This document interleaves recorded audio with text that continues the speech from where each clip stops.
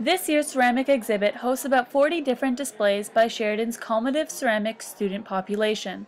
Let's take a look at this year's displays. So we're standing beside your piece right now. Can you tell me what the name of it is? Yes, the figure is called Hercules.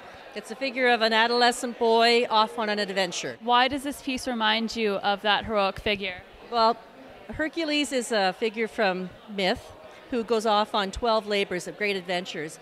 And I wanted to create a child who was filled with imagination doing the same thing, but since he's a Canadian kid, he's a little bit different from the great Hercules. And so Hercules would go off with a skin of an animal on his back from one of his labors, whereas this figure has a scarf. And he grew out of a second sculptural assignment that I had where I've been working with landscape. I wanted to create a piece of land that was strong yet vulnerable, so it's a surface and that's my base. Is this sort of your style of work, or is this something out of your, I guess, comfort zone? It's absolutely out of my comfort zone. One of the great things that we've done in second year here in our ceramics program is we've been introduced to a sculpture course, and it was a daunting course for all of us, but it was very exciting. And as you look around the room today, you'll see some other large pieces. So why did you end up making regeneration? What I was doing was sort of wanting to explore evolution and growth of living things.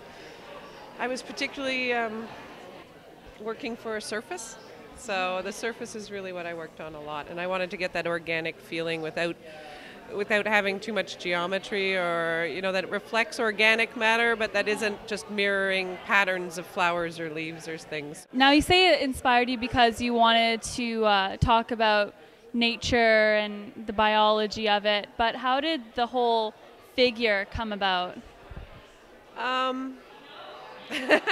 Through a long process. Actually, when I was first starting it, one of my priorities, it was going to be figurative, but I didn't want it literal. It had to be, slightly off from a literal representation. What I was really concerned with was the texture, and the glazing was sort of my priority. When it started, it was a bit taller, and very early on in the process, it fell over, and the base smashed to a million pieces, and some of it got damaged. And it's from there that I threw out half of it and started reworking it because I felt it fit with the whole organic composition. So your piece, Daddy Issues, what exactly inspired you to create this piece? The piece is mainly inspired by trying to reconnect with my cultural heritage, mainly from my dad's side. I have Egyptian heritage from his culture. So mainly just trying to explore those type of themes, as well as some nostalgia, childhood. That's mainly why I chose the color palette that I did. It's very childlike. Usually these type of pieces of architecture would be more inset in a wall in Islamic architecture. So I was just kind of trying to bring it out more freestanding. What do you look for when you're trying to put them in the gallery? It's a group decision, which is good, so it doesn't have to just depend on me. But one of the things we look for is something that shows a student's point of view clearly. So I find walking into the gallery, it's exciting to see really different perspectives coming from people with very different life experiences and ways of looking at the world. And the way they work with material, or the way they use color or form, I think show that diversity. So in choosing the work, we looked at a student's body of work and chose a piece that somehow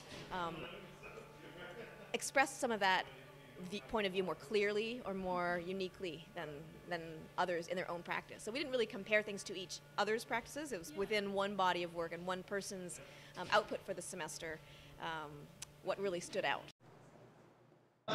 With a turnout of 100 to about 150 people at the gallery, students of the ceramics program got to show off their work.